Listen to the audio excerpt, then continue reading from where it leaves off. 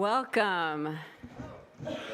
Welcome to here at the Universalist Unitarian Church of Farmington Hills. Every day, in every way, we bid you welcome. In this community of radical inclusion, we make space for what you believe, what you love, and who you love. Your whole self is welcome here. It is important that you showed up today. Gathering in community is an act of rebellion against isolation and hopelessness. Knowing this to be true, please repeat after me. We are rebels for hope. We are rebels for hope. And that we are. So, speaking of which, I would like to ask everybody, I see a bunch of empty spaces in these seats, and we know as crowded as it is right now, it's going to get even more crowded as people arrive. So please, close into each other. Pretend you're, get to know the people around you. There, I see a couple of spaces up here, find, and then as you walk in, don't be afraid to come on up. There's lots of empty spaces. We have some space downstairs, but we'd prefer if you could, be welcoming, be up here if you can. So, make space for whoever is not here yet. So thank you so much for that. My name is Reverend Karen Madrone, and my pronouns are she and her, and I have the honor of serving this congregation. We are joined today by Northwest UU and First UU Detroit. Let's give them everybody a warm welcome. Everybody's here. And we also have special guests this morning to celebrate what it means to be trans and visible in this world, especially now. Thank you for spending your Sunday morning with us, whether enjoying the service in person, watching online live, or perhaps at a later time. I'd like to extend a special welcome to any visitors today. We are so glad you joined us, and we invite you to stay afterwards for coffee and conversation downstairs in Adams Hall in our fellowship hall. Now, please take a moment to silence any devices you have that might have ring or buzz or whatever it is that might cause a distraction for you or somebody else around you. Please take this moment to be here now. So, obviously, we always start with our announcements, and I want to make a special announcement that today we are having a Caring Sunday collection for an organization called Stand With Trans. And they support and advocate for trans youth and adults, and for the collection, we use envelopes that you should have received when you came in the door. So when we do our offering, then we ask that you put whatever cash or checks in that envelope, and we also use a QR code. But we'll get to more of that later, but this is just so you can plan ahead. Speaking of money, so far 60% of UUCFers have submitted your pledges for the 26-27 fiscal year. We are in the middle of our pledge campaign. Thank you. Each pledge is symbolized by a heart on our tapestry, a growing reflection of our shared commitment. The deadline for submitting your pledge is April 6th. It's coming up soon. If you need a pledge form, see Barb Eglinton. Are there other fundraiser people? Raise your hands. Okay, thank you. So now I'm calling up Sarah Lukic to share a little bit about the Peeps show. Oh, yeah, okay. Oh, all right. Okay. Hi, yes, I'm Sarah Lukic, she, her, and the corporate secretary, or whatever the heck I am for the board. Wanted to let you know our Peep Show's coming up. It is one of my favorite things. It's not that kind of Peep Show, but you get your peeps and you make a really cool diorama in a shoebox. This year's theme is going to be Times Are A-Changing and So Are the Peeps. They're due on Sunday, April 12th. Then everybody will vote with their change for the winner, and the top 3 get some really cool Peep swag, usually. That's usually what Ari gets, so Mary, that's what we're expecting. So please make some dioramas. Whether kids throw one together or adults have fun doing it too, please join in. Thank you, Sarah. And the proceeds go toward running OWL next year. So, in case you didn't hear that, the proceeds for the Peep Show go to OWL next year, which is Our Whole Lives, a human sexuality program that I'm so excited that we are doing. So please support if you can. Please save the date for UCF's third annual Earth Day concerts on Saturday, April 18th at 7 p.m. right here, and the funds will be raised for an organization called Greening of Detroit.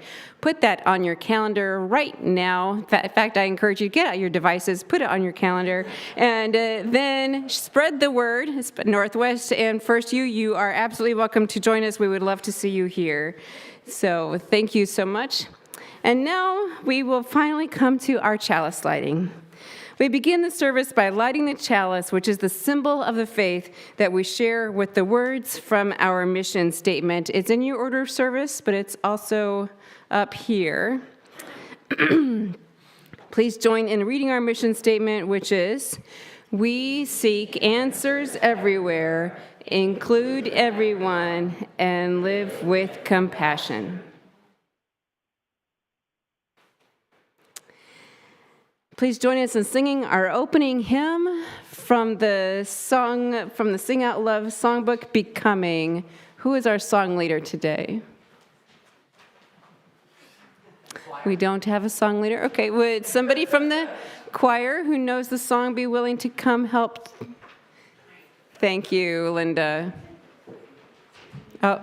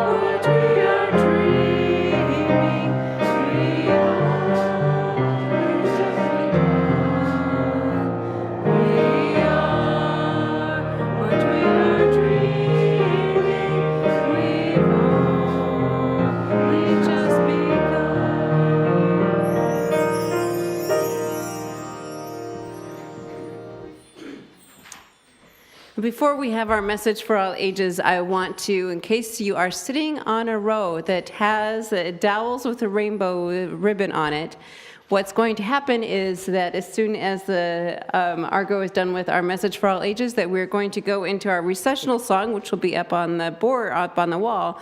But if you are on a row with the rainbow arch, rainbow sticks, I want you to reach across and give it to the other person, and we will all stand and sing our recessional song twice through. Hello, good morning. My name is Argo. I am the Religious Education Coordinator here, and I am here to read our message for all ages. This morning we'll be reading From the Stars in the Sky to the Fish in the Sea, written by Kai Ching Tom. And this is my favorite book about being gender nonconforming, so there's a good chance you've heard me read it before. And if you have, before I hear you've read this one already, I want you to take a challenge to see if you can notice anything new in the pictures or in the words, if you can see anything you haven't noticed before.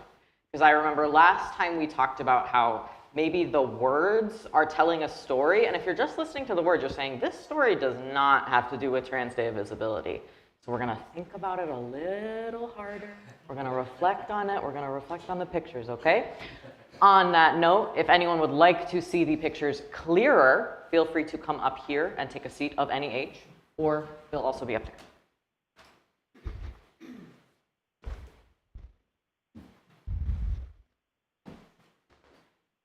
From the stars in the sky to the fish in the sea. Once upon a time, in a little blue house on a hill on the edge of town, a baby was born. They were born when both the moon and the sun were in the sky, so the baby couldn't decide what to be. Boy or girl, bird or fish, cat or rabbit, tree or star. So the baby looked a little like everything. They looked very strange. All the same, the baby's mother gave her child a bath and rocked them in her arms. Your name, she said, is Miu Lan. And she sang a song that her own mother had sung to her long ago. Whatever you dream of, I believe you can be. From the stars in the sky to the fish in the sea. You can crawl like a crab or with feathers fly high, and I'll always be here. I'll be near, standing by.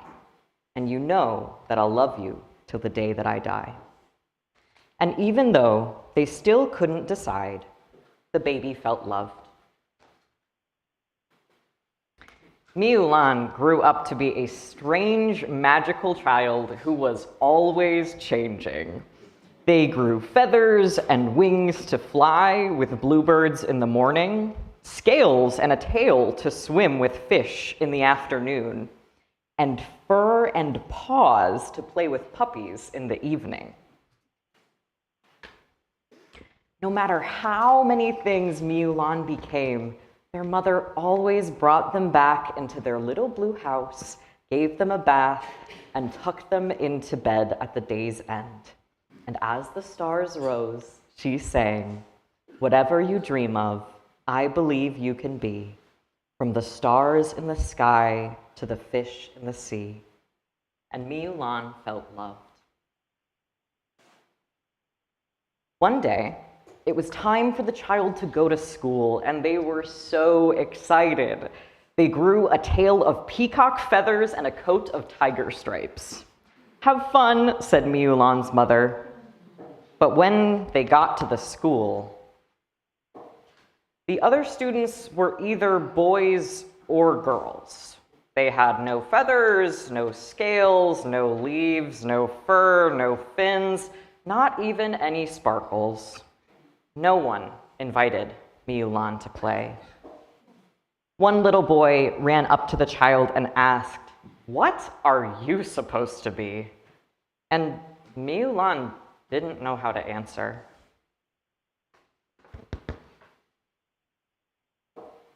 When they came home, their mother asked them how they liked school. It's okay, said Miu Lan. Did you make any friends? Not really, said Miu Lan. That night, Miu Lan's mother tucked them into bed and sang, you can crawl like a crab or with feathers fly high, and I'll always be here. I'll be near, standing by. And you know that I'll love you till the day that I die. And Miu Lan felt loved, but also worried. The next day, they wore a turtle shell and porcupine spikes. No one pulled or poked Mulan, but the other children still pointed and whispered. "Did you make any friends today?" asked their mother. "Not really," said Mulan. That night, Mulan's mother tucked them into bed and sang, "Whatever you dream of, I believe you can be, from the stars in the sky to the fish in the sea." And Mulan felt loved, but they also felt sad. The next day, Mulan wore no feathers, no scales, no leaves, no fur, no fins, no shells, no spine, not even any sparkles. And Mulan was invited to play baseball with the boys. No one pointed, whispered, laughed, or stared. But when Mulan joined the girls playing hopscotch,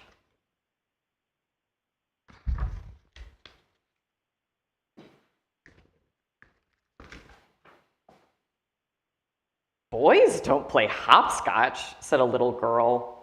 "Are you a boy or a girl anyway?" asked a little boy. "Didn't you have a shell the other day?" asked a little girl. "And feathers the day before?" "What are you supposed to be?"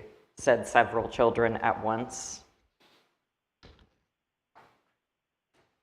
"I don't know," Mulan shouted, and galloped out of the playground on horses' hooves, swam through the stream with a fish's tail, and soared up the hill on an eagle's wings. "How was school?" asked Mulan's mother.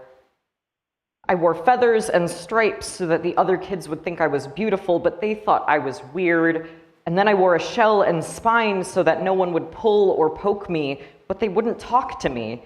And then I tried to be just like everyone else, but I haven't made any friends. I can't decide what I want to be. Why do I have to be just one thing?"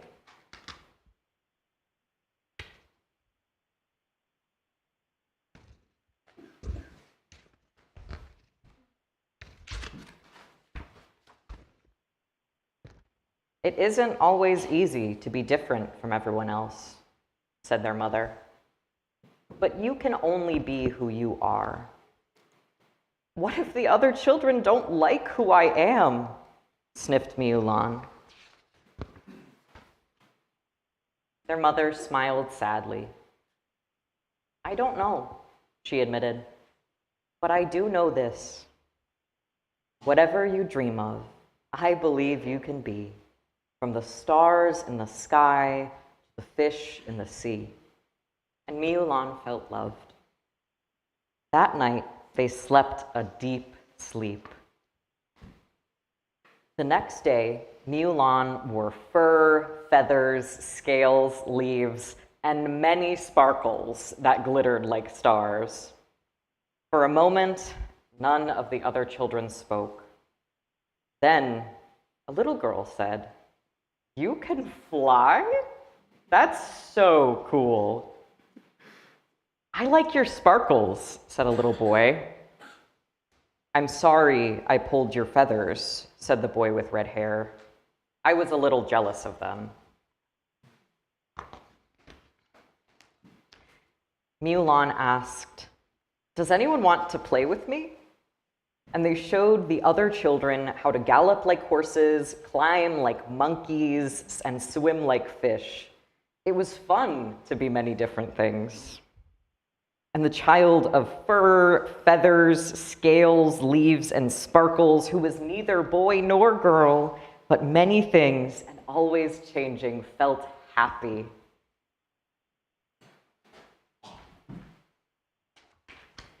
In the little house on the hill on the edge of town, Mulan's mother smiled and sang the song her mother had sung to her once upon a time.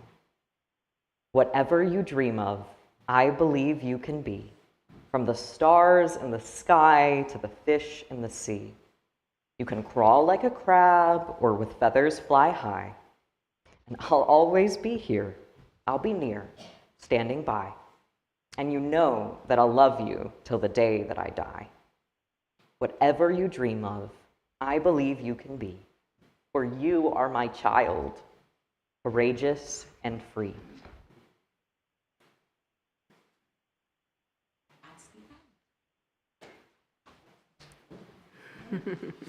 Okay, so now we are going to go to our religious education classroom. So this is your time, people with the arch. And we will have 2 classrooms. We'll follow our volunteers. And we will sing our children's recessional Yes, song. please stand as we sing our song As You Go. We're going to sing it through twice. As you go. As you go, with joy surround you. As you go, as you please. With our love is with you always. As you go, as you go, as you go, with joy surround you.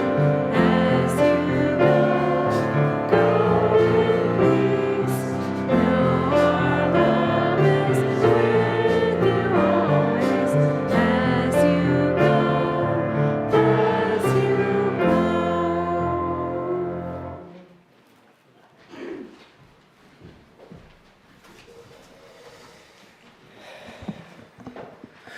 Good morning. My name is Pastor Eli. I am I'm one of the people at First UU Detroit and Northwest UU. And today I'm very honored to be here at Farmington for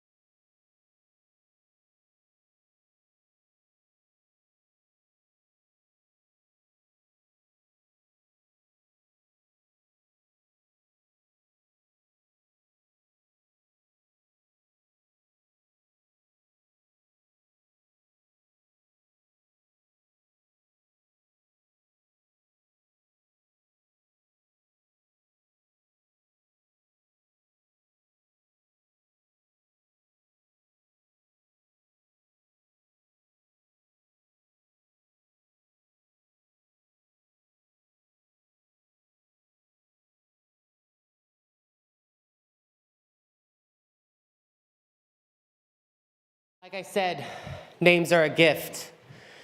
What you just witnessed was a gift. To step before your congregations and say, "This is me," is and always will be an act of bravery. We cannot have visibility without support and safety. So it is your turn to say who you will be. Will you honor the names given to you by these beautiful people? Yes. Will you commit to correcting others? Yes. Will you commit to fostering a place of safety, acceptance, and joy for your trans congregants? Yes. Will you commit to fighting to make this world a safer, more just place for your trans congregants? Yes. Good. Can we sing Holy and Divine one more time?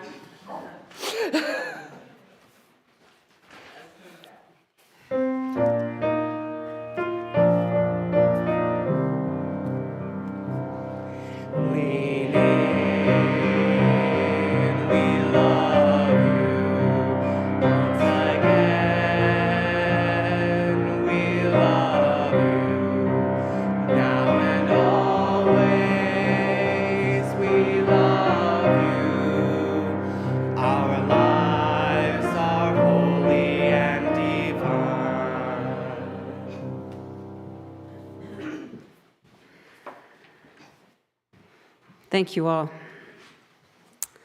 And one way that we show up for each other is sometimes with our money.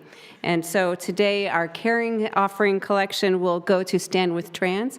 I'm going to call up Roz Keith, who is the executive director of Stand With Trans, and she's going to share with us a little bit about them. You can give to them through the envelopes that I mentioned earlier, and also on the back of our the order of service. There's a QR code, and then if you follow that, it's the one on the right, the QR code on the one on the right, and you follow that to a drop-down menu that says Social Justice Giving, and then that will go to Stand With Trans. So, Roz, please tell us about Stand With Trans. Good morning, everyone. Good morning. It's really nice to be here, and thank you to Reverend Karen. We met probably about a year ago talking about the first Farmington Pride. So I'm Roz Keith. I use she, her pronouns, and I am the founder and executive director of Stand With Trans. Also, I am a parent of a trans man, which is how and why I do this work. It's how I got started. It's why I'm so passionate. My younger child in 2013 told me that she was a boy, and I thought I was raising two girls. I have another child. So I didn't know what to do with that information. I had never even heard the word transgender before. But I knew that he was struggling, and I knew that I needed to help.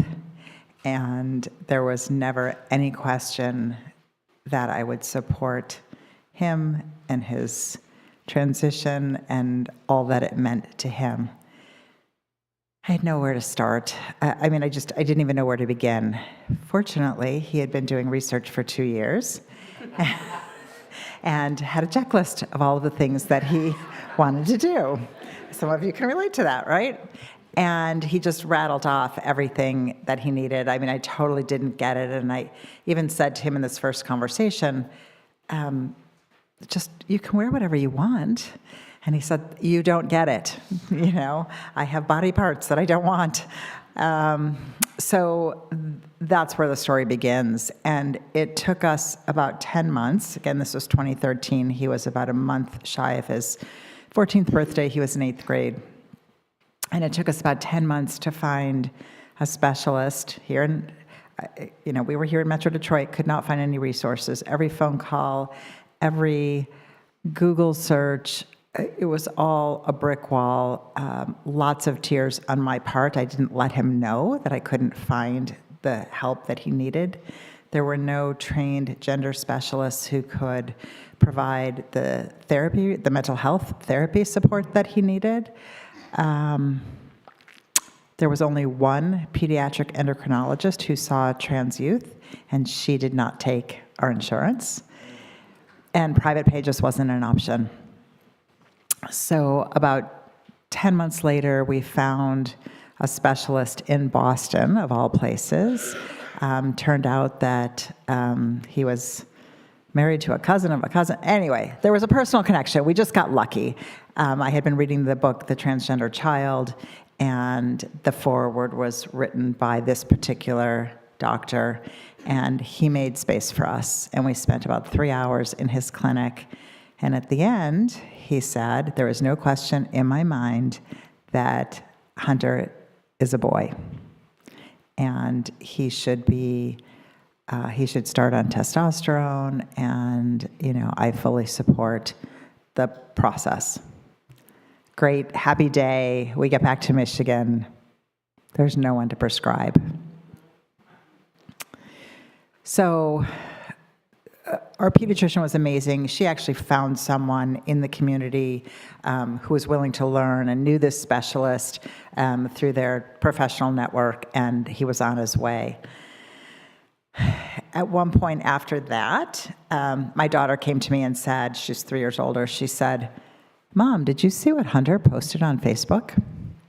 And, well, he had come out publicly on Facebook, and that was his, sorry, I talk with my hands, and that was his choice, right? But we had no idea. And so then the calls and the questions and the messages, and people they just wanted to know what was going on.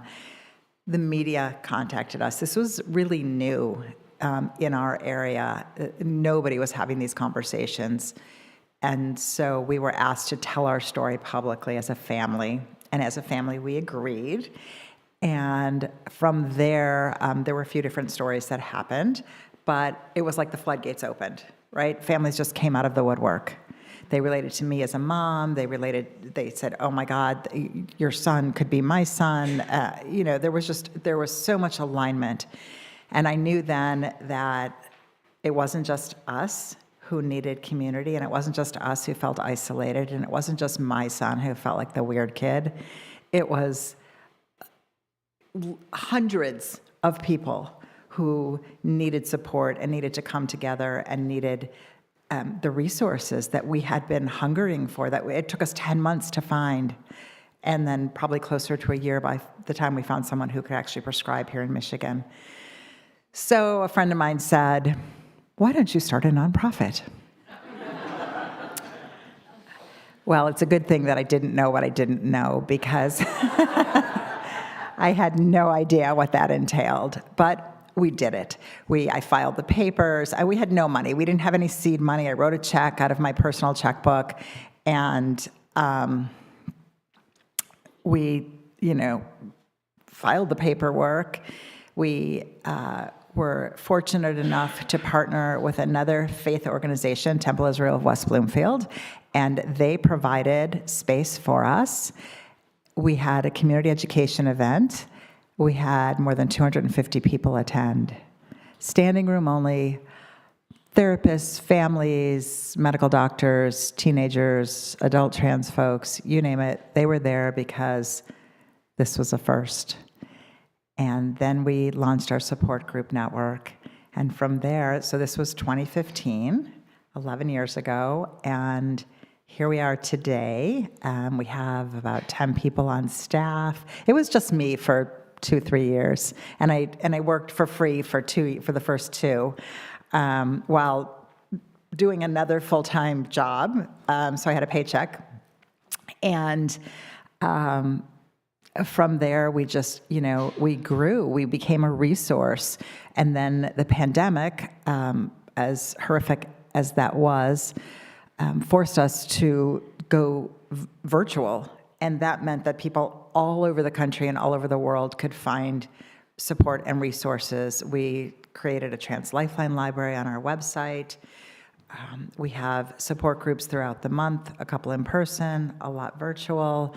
We have an Ally Parent Network, which is a free helpline. You can text or call. We now have a mental health therapy services, which again, just weren't accessible when my son came out. So we have trained, licensed clinicians who know how to talk to trans youth, who know how to talk to trans adults, who know how to talk to families and help navigate. And we do some community events. We have a picnic every August. We are just so grateful. And as you all know, this past 12 months, not this year, 26, but the past 12 months have been horrific, right? They've been brutal. There have been so many challenges for many of us. And the past 2 years really have just been the hardest I've ever had to deal with as an individual and as a leader of this organization. But we've made a promise to the community that we are not going anywhere. We are here for you. All you have to do is email us, call us, send us a message on social media. We have, I think 90, 100,000 followers on our social media platform. I think I'm probably underestimating, probably more than that. But we have millions of views on our content, on our videos. We even have an initiative now for foster youth in care, so they can get, for trans foster youth in care, so they can get the support that they need, and we can train case managers and foster families. So we know that it's rough out there. We know that there is not always acceptance. I was so moved by the name ceremony that you just did, and just what a blessing. Really appreciate all of you. If you have questions, again, feel free to email us, info@standwithtrans.org. You can call us. Our website is just standwithtrans.org. If you want to get involved, we're always looking for volunteers. That's also on our website. And I just want to say thank you. I'm so grateful for all of you today and for Reverend Karen for inviting me. So thank you.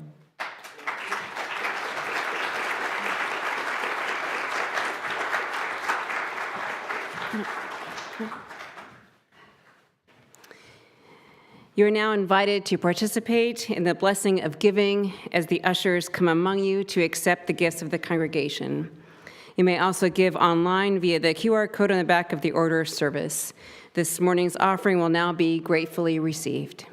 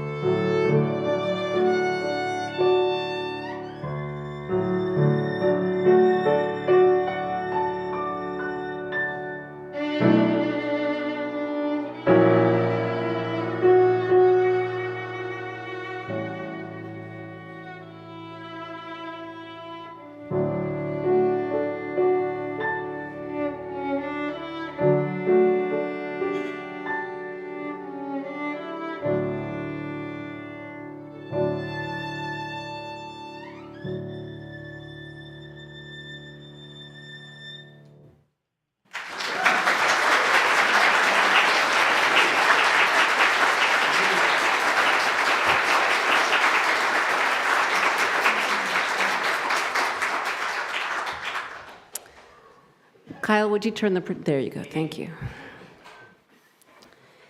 Please join me in reciting the offertory blessing. It's in your order of service and also behind me. To the work of creating beloved community within and beyond these walls, we dedicate ourselves and our offerings.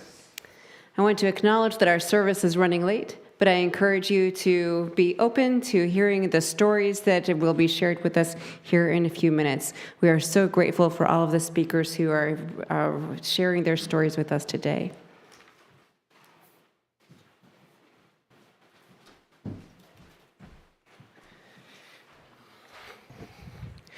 Thank you all. And what good company to stay a little bit late in service. It is through stories, personal experiences, that wisdom is passed down through the generations. It is through storytelling that we are allowed to share our truth. And today we will have 3 such storytellers who wish to share with you. And I'd like to start by inviting up Alex Xavier Rowan.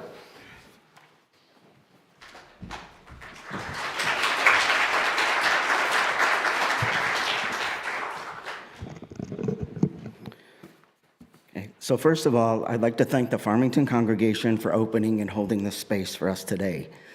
Yay. This is a momentous day for me personally and brings some core parts of my trans journey full circle. I first made myself publicly visible as male in 2004 when I came out in a UU church. This community offered support, sanctuary, and validation through my early transition, a time in which I was experiencing some devastating rejection from people closest to me. In the years since then, my relationship with accepting myself and disclosing my transness to others has been complicated. There's been a lot of experimentation and struggle with navigating when, where, how, and with whom it's safe to share my identity. For trans folks, engaging with people, figuring out how to fit in socially, and building relationships involve additional layers, barriers, and questions that cis people never have to think about. Do I code switch elements of my past that reveal a differently gendered history? Is my transness even relevant? Will sharing my identity and experiences deepen or unexpectedly rupture the relationship? Do I feel up to looking at puzzled faces or explaining Trans 101 right now? It's a real thing. Is the act of speaking my truth in this moment more important than how it's received? Over time, it's become easier to rely on my instinct and feel situations out, but sometimes I just don't have the energy to face potential decisions like these. But there's an even more important question than visibility to others, and that is, how do I see myself? That's been nearly impossible to access due to the lifelong programming instilled by the outside world. The internalized transphobia, shame, invalidation, and moral condemnation have separated me from my true essence. At the most basic level, transness is simply one of a multitude of human biological variations. On the deepest level, it's my core identity as a human and spiritual being. How would I view and express myself if I lived in a world of unconditional acceptance? What would it be like to live without self-censorship all the time? Would I feel peace in being who I was created to be without gender labels at all?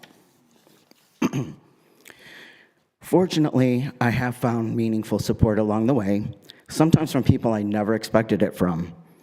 Unfortunately, like a lot of us, I've also experienced significant wounding and trauma around my transness. My risk management strategy has often been one of hiding from others and running from myself. While minimizing my exposure to potential dangers and being seen, the isolation also prevented me from experiencing the vitality and meaning that come from connection with others. The last year and a half have been incredibly tough, to say the least, as I've watched the world around me literally become a dangerous place for me to exist.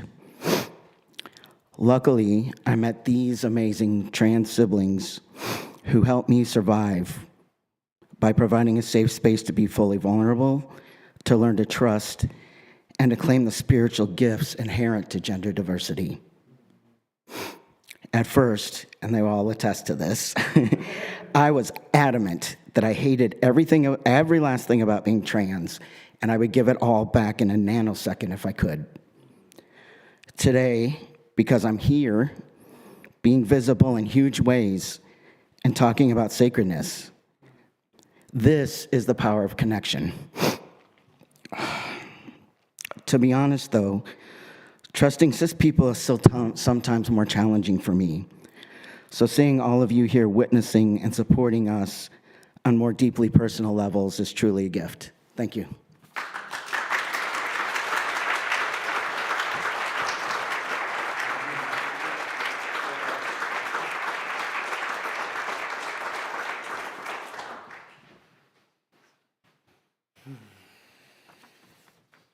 Thank you so much to Alex and to everyone in this room for sharing this level of vulnerability. It is such a gift. I definitely know how to seem vulnerable. I've spent my whole life on stages. I was basically raised on something that kind of looked like this, you know. I started in youth choir, and then I did theater, and then I did band, and then I did spoken word poetry, and then I got this whole degree in this thing called performance, which all of this is to say that I'm pretty comfortable being visible, you know? And it is a joke, but I also wish it wasn't, or rather, I wish it was more of a joke in a way. There was this dynamic I kept playing out in my life where I would keep putting myself in front of large groups of people, and I would make them watch me do something kind of impressive, and then they would clap a lot, and I would get that good external validation that I was chasing all the time. And that really oriented a lot of the choices I made in my life. It became so much of what I organized my life around that I kind of started to lose myself in the process, method acting a character who wasn't even me, and thrown to the winds of what other people want rather than what I am. And there would be moments when I would genuinely struggle to understand who I was or what I wanted because I was so busy performing all the time. I started to build up this idea that who I was measured by what I could achieve or what I could be noticed for, and there was just this part of me that was so unaware of her inherent worth, and ultimately that was leading me to make some choices that just kind of kept me in this cycle. That part of me was definitely in the driver's seat when I first walked through the doors of UU Detroit about a year and a half ago. I remember noticing all these things that I had gotten good at, like music, singing, spoken word, and I remember there were parts of me that were like, oh, you could do that. Or they were like, oh, you should do that. Or, oh, people will love you if you do that. And then I remember catching myself. I remember being like, oh God, Madeline, we're not coming to church to get on the external validation treadmill again. Like, we've done this with so many art forms. Can you sit down? And so then I sat down in the pews, and I kept doing that week after week, and it was different this time. It was different because there wasn't just clapping in the room. People started to look at me, and they would look me dead in the eye, and they would tell me that I was worthy and whole. And they would start to speak of this love that surrounds all of us always, a love that can never be taken away. And they started to tell me that that love was something that I could never possibly earn.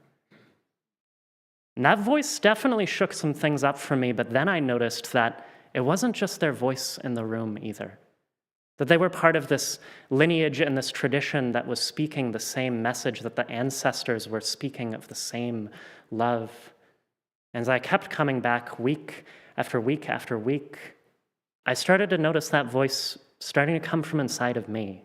Somehow both from inside of me and from everywhere all around me and from beyond. And I started to recognize that voice as my own, and also that voice is so much more than my own, a voice that spoke of divine, unconditional love, one that I could never earn and one that could never be taken away. And this was the story and the girl that was on my mind when I came to Trans Day of Visibility. This was this girl for whom visibility was really kind of like a double-edged sword. And I share that with a lot of trans people. For a lot of us, visibility is a double-edged sword. You know, I came out in 2019, and I sometimes think of that as one of the last kind of optimistic years for trans people. The 2020s hit, and it was clear that all this increased visibility in the 2010s, though it had won us a lot of material gains and a lot of attention, it was now fueling a conservative backlash that we are witnessing some of the really intense consequences of right now. I have a lot of friends who are now wondering if that increased visibility was even worth it. In fact, I have friends who hate this holiday. They come to me and they're like, I don't want to do Trans Day of Visibility. I don't want to be visible. I want safety. And like, I can't blame them. You know, I have friends who feel safer not changing their legal names or not changing their legal gender markers or not pursuing certain medical care because they don't want to be monitored by the state or the medical institutions. And I wish I could say they're crazy, but the more I live in this world, the more I'm like, I understand why they're making the choices they are making. The stakes of visibility are so high for trans folks right now. And I wish I could come up here and give you a clear answer of the ways our congregation could provide concrete material safety for every trans person who walks through our doors. And I can't do that. I really can't. But I do think that there is a different kind of safety that we are set up to do, and we are even called to deliver as a community.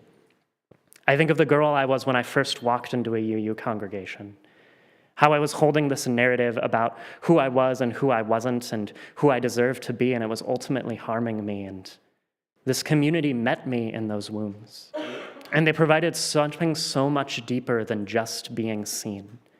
They provided the salvation of truly being known and held and cherished. And I know firsthand the ways that kind of witness can change a life.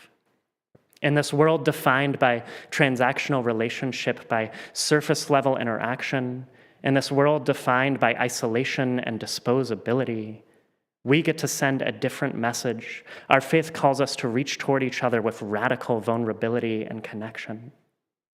And I want to invite you into the power that that can really hold. That each week, when we sing "Witness All of Our Souls," we're acting out against those forces of isolation and disposability.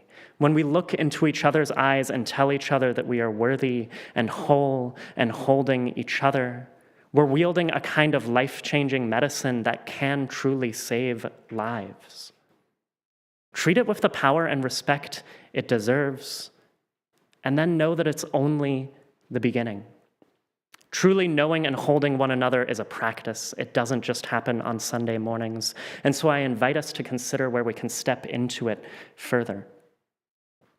Where might you be able to extend greater welcome for people to bring their most authentic selves?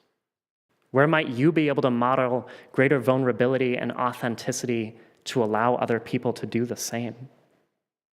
What would it look like for you to be truly known and know the people sitting in these pews? If you're like me, you're probably a little terrified by that last question. And I recognize that terror, but I recognize that the terror becomes a lot more bearable when I know I have partners in this work. And I know I have partners in this work. So I want to thank you all for walking beside me in the life-changing, radical work of unconditional love, and I want to invite you to do it more. And I want to invite Eli, who's unbelievably good at those things, to speak to it more.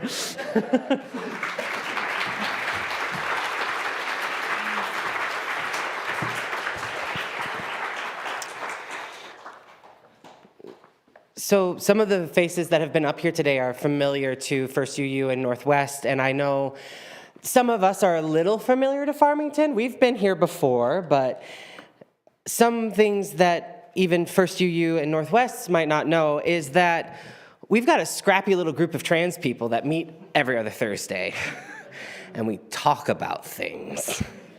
We talk about ourselves, we talk about our lives, we talk about anything and everything. We go off on tangents quite often. And it came about because there was a need, but I didn't always know that I was a man. I didn't know that I was a gender for a very long time. Gender wasn't really a thing in my house. It was the 90s. My mom did most of the breadwinning of the family, and my dad is a soft, sweet man. And so I wasn't surrounded by the hyperfemininity and the hypermasculinity of the 90s. And so when someone told me that I was a girl, I went, okay. And I didn't know what to do with that. I am very lucky, I guess, in some ways, that the gender conformity didn't come from inside the house.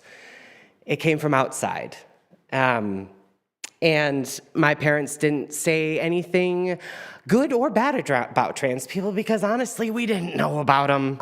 We lived out in a cornfield in a little town, and we sometimes saw trans people on TV, and unfortunately, they were usually a corpse at the start of a cop drama. That's all I knew. That's all I knew. And it wasn't until I started to learn more about trans people that I even considered it. And I'm talking almost 30 years of hearing about trans people and queer people and gay people and finally going, oh, I might be that. I came out as gay in high school. Gay was easier.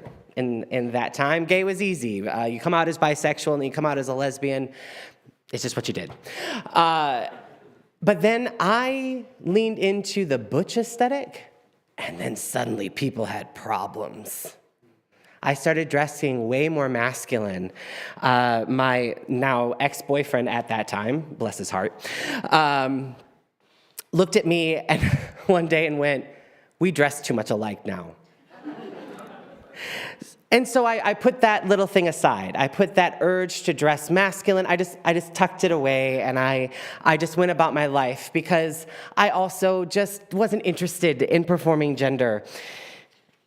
It wasn't until I started seeing the absolute variety of trans people that I even considered that I could be trans. It wasn't until someone told me, you don't have to be hypermasculine to be a trans guy. You can kind of just be like your dad and uncles and all those soft guys that you know. And I went, oh.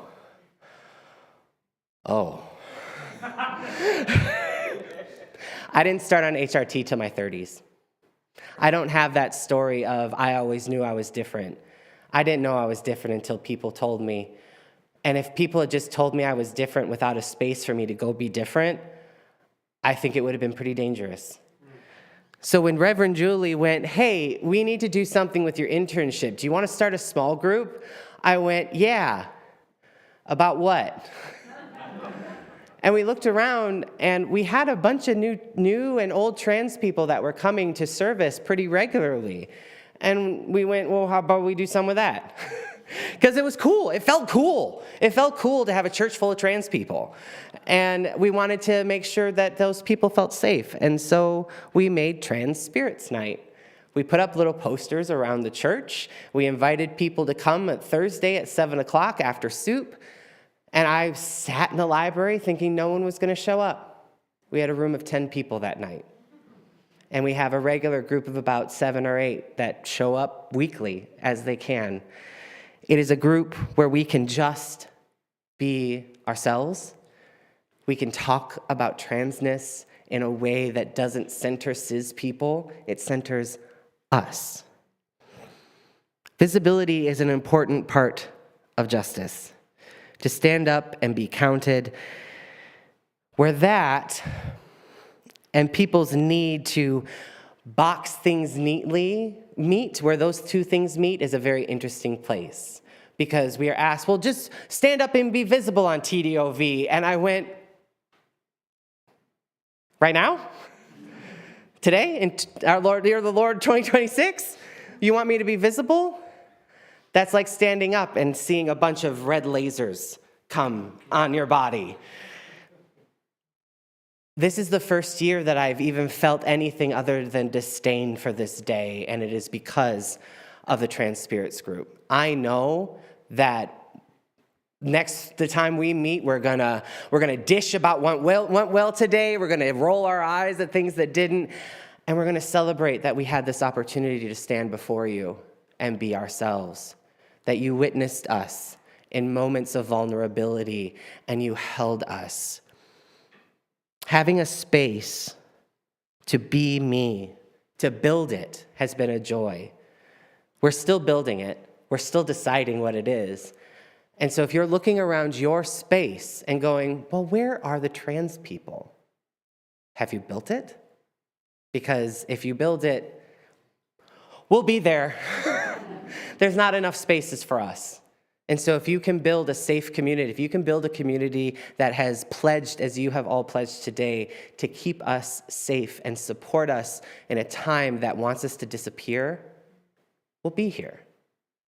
And I can tell you that even just 7 to 8 people in this group is a powerful force. We can get things done, and we can keep things moving. So thank you for allowing us to be here today. And we're not going anywhere, so.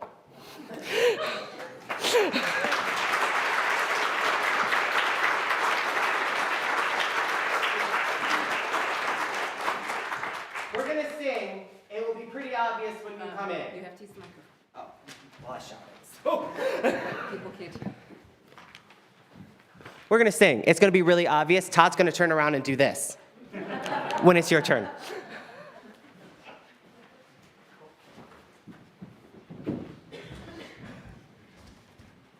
Is the choir coming after this? We will. Okay.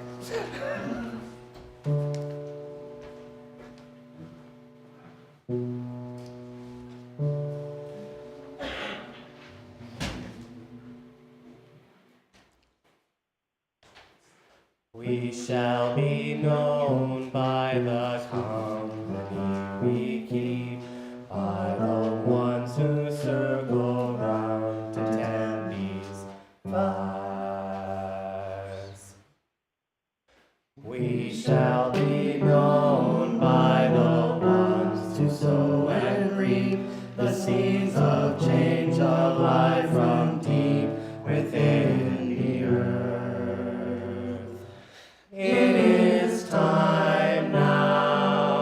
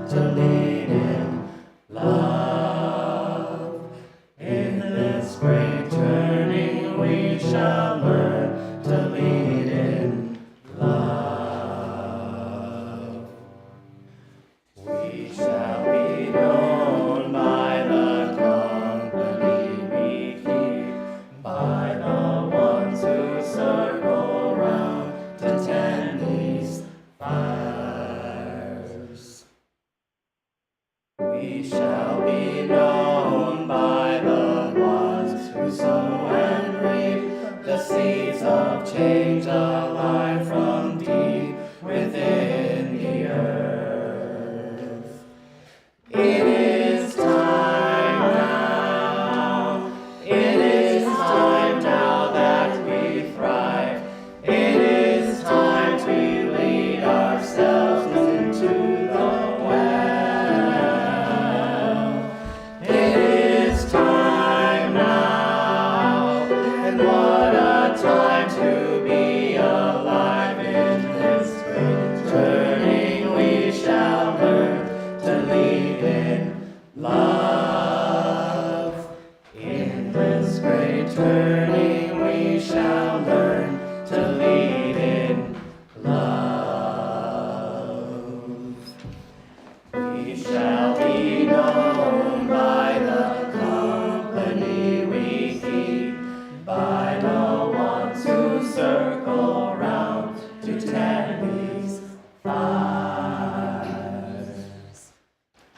We shall be known by the ones who sow and reap the seeds of change alive from deep within the earth. It is time now. It is time now that we thrive. It is time we lead ourselves into the well. It is time now, and what a time to be alive in this great turning. We shall learn to lead in love. In this great turning, we shall learn to lead in love. We shall be known by the company we keep, by the ones who circle round to tend these fires. We shall be known by the ones who sow and reap the seeds of change alive from deep within the earth. It is time now. It is time now that we thrive. It is time we lead ourselves into the well. It is time now, and what a time to be alive in this great turning. We shall learn to lead in love. In this great turning, we shall learn to lead in love.